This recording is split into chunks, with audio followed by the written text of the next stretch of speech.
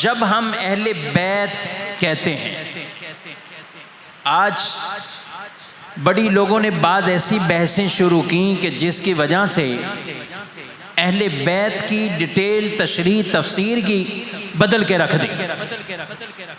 और कहा कि अहले बैत में से सिर्फ चंद को लिया, अज़वाज को निकाल दिया, दिगर को ख़त्म किया। हालांकि कुरान मजीद फुरकान हमीद में सूरह अहज़ाब में 22वें पारे में जहाँ ये आयत ततहीर नाजिल हुई है, इन्नमा युरीदुल्लाहु लियुज़हिबा अन्कुमुर रिज्सा अहलल बैत, ये जो अल्लाह ने फरमाया है कि अल्लाह ये इरादा फरमाता है कि ए अहले बैत तुमसे हर तरह की नापाकी को, गंदगी को दूर रखे। अल्लाह ये इरादा फरमाता है, दूर करे। बात सीधी होती कि जो हो फिर दूर फरमा दे,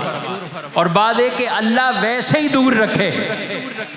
तो हुजूर का घराना वो पाक साफ घराना है कि फरमा दिया कि अल्लाह ने भी यही इरादा फरमा दिया है कि किसी तरह की भी कोई गंदगी, कोई ऐसी चीज़ उसकी निस्बत हुजूर के घराने की तरफ नहीं होगी। अल्लाह इस घराने को ऐसा पाक साफ और सुथरा फरमा रहा है, दूर रख रहा है इनसे हर चीज़ को। तो अहले बैत की ये जो आयत नाजिल फरमाई गई, आप खुद कुरान सूरह अहज़ाब का ये पहला रुकू, यानी 22वें पारे का पहला रुकू और 21वां पारा जहाँ से ख़त्म हो रहा है वहाँ की आखिरी, आप उस रुकू से पढ़ना शुरू करें तो आपको खुद पता चलेगा कि ये सारा का सारा खिताब जो हो रहा है ये नबी रहमत सल्लल्लाहु अलैहि वसल्लम की अज़वाज मुतहरात से खिताब हो रहा है। या निसा नबी लस्तुन कअहदिम मिनन निसा, ए नबी की औरतों तुम जैसी और कोई औरत है ही नहीं। अल्लाह ने तुम्हारी शान और अजमत ऐसी बयान कर दी है। तो ये खिताब अज़वाज से हो रहा है और आगे अल्लाह ने अहलल बैत फरमाया। यानी इसका पसे मंजर अगर ये देखा जाए तो पीछे अज़वाज हैं और अहले बैत का मतलब ही घर वाले। अब बताइए, किसी से भी बात करें जब घर वालों के एतबार से बात की जाती कि ये इनके घर वाले गए, ये इनकी फैमिली है, ये घर वाले हैं,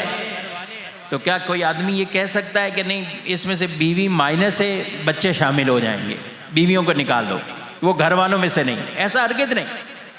अहले बैत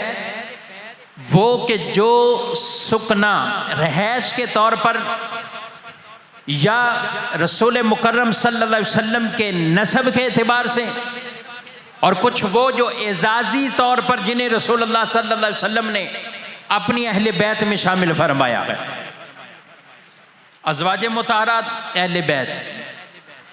आपकी औलाद में से आपकी सारी औलादें अहले बैत। फिर रसूलुल्लाह सल्लल्लाहु अलैहि वसल्लम ने ख़ास तौर पर हज़रत मौला कायनात रदी अल्लाह ताला अन्हो, हज़रत अली रदी अल्लाह ताला अन्हो को जो अहले बैत में शामिल फरमाया, ये ख़ास एक एज़ाज़ है कि आप सल्लल्लाहु अलैहि वसल्लम ने मौला कायनात को बीबी फ़ातिमा रदी अल्लाह ताला अन्हा के साथ, यानी वो तो हैं उनकी औलादें भी, हज़रत अली को भी अहले बैत फरमाया। तो बाज़ अहले बैत नसब के एतबार, एज़ाज़ के एतबार या घर में रहने सुकना के एतबार से अहले बैत, अज़वाज भी अहले बैत, औलादें भी अहले बैत, हज़रत अली भी अहले बैत,